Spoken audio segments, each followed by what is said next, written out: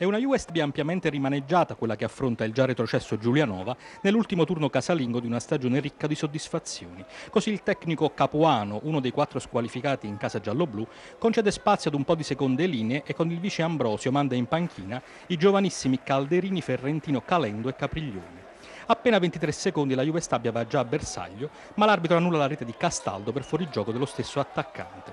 Subito dopo è Caputo a graziare Visi calciando al lato da ottima posizione.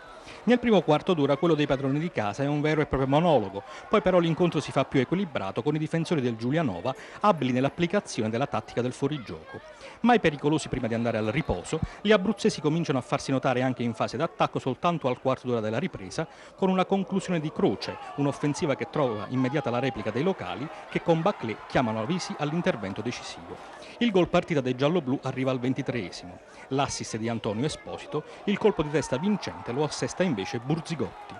Finale con la Juve Stabia vicina al raddoppio ancora con il francese Baclé che colpisce la traversa ed il Giulianova alla generosa ricerca di un pareggio mancato di poco in almeno 2 circostanze prima di rimanere in 10 uomini per l'espulsione del difensore centrale Baldini.